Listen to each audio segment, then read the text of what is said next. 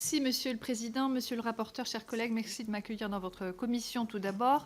La France compte aujourd'hui près de 35 000 communes, ça a été rappelé par différents interlocuteurs avant moi. Cet ancrage communal est une richesse et on a été nombreux à le dire aussi et j'en suis convaincue. Mais pour autant, c'est dans cet esprit et d'attachement à la commune que le statut de la commune nouvelle a été créé et finalisé sous l'égide de M. Pélissard, à l'époque président de l'AMF, l'Association des maires.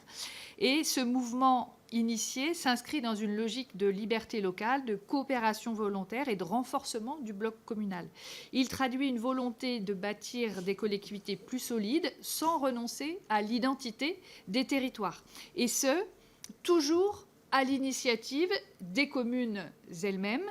Et ce principe est très important à rappeler. Vous avez rappelé les chiffres nationaux, moi je vais vous parler des chiffres du Maine-et-Loire. Puisque nous comptions, avant la réforme, 363 communes. Aujourd'hui, nous comptons 176 communes. Donc le Big Bang territorial a été majeur et l'organisation territoriale en 9 intercommunalités a été faite aussi en parallèle de cette révolution territoriale. Les élus ont fait le choix de l'union pour préserver leurs écoles, leurs équipements, leurs services et pour préparer l'avenir. Et je vais donner un exemple concret, même si je n'ai que 2 minutes. Le nombre d'élus, par exemple, on avait 198 élus municipaux dans la commune de Chemillé-en-Anjou, qui a regroupé 13 villages. Le droit commun demain, c'est 35 élus. Et on voit bien qu'avec 35 élus sur 13 villages, on n'a plus l'assurance d'avoir un représentant par village.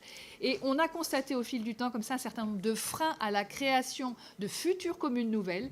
Et il me semble que les propositions qui nous sont faites aujourd'hui vont nous permettre de lever certains freins et d'assurer la pérennité des communes existantes. Merci beaucoup. Monsieur le rapporteur. Merci, Monsieur le Président. Pour réagir aux propos de Mme Martin et aussi réagir aux propos de notre collègue MoDem Éric Martineau tout à l'heure, je voudrais préciser quand même que les communes nouvelles ont des spécificités. Quand 10, 15 villages, Mme Martin, se regroupent, 10, 15, ben si, c'est la réalité du Maine-et-Loire. Quand 10 ou 15 villages se regroupent, même si le cumul de leur nombre d'habitants atteint 10 000, 15 000, 20 000 habitants, il n'empêche que ça reste des villages. On est dans la ruralité et que l'attractivité d'une ville classique de 20 000 habitants n'a rien à voir. On n'est pas dans le même contexte d'organisation du territoire. Et les maires que je rencontre au quotidien ne sont pas du tout opposés à la construction de logements sociaux. Bien au contraire, ils en demandent parce que leur population a aussi besoin de se renouveler et ne sont pas opposés, bien au contraire. Mais l'attractivité pour les bailleurs sociaux est limitée compte tenu du caractère rural de ces communes nouvelles. Et de ce fait, on leur impose un seuil et une obligation de taux de logement social alors même qu'ils n'auront pas d'acteurs pour réaliser ces logements sociaux compte tenu du caractère extrêmement rural. Chemillé-en-Anjou, dont je vous parlais tout à l'heure, c'est plus vaste que Paris. C'est plus vaste que Paris. Donc, se dire que c'est une commune de 20 000 habitants comme tout le monde ou de 15 000 comme les autres, c'est faux. Ce n'est pas une ville, ça reste des villages.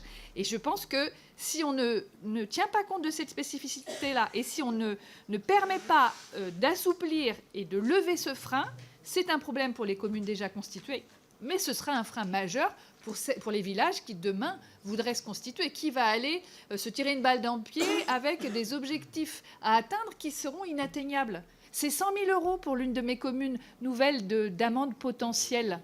100 000 € par an. Merci. Philippe Gosselin.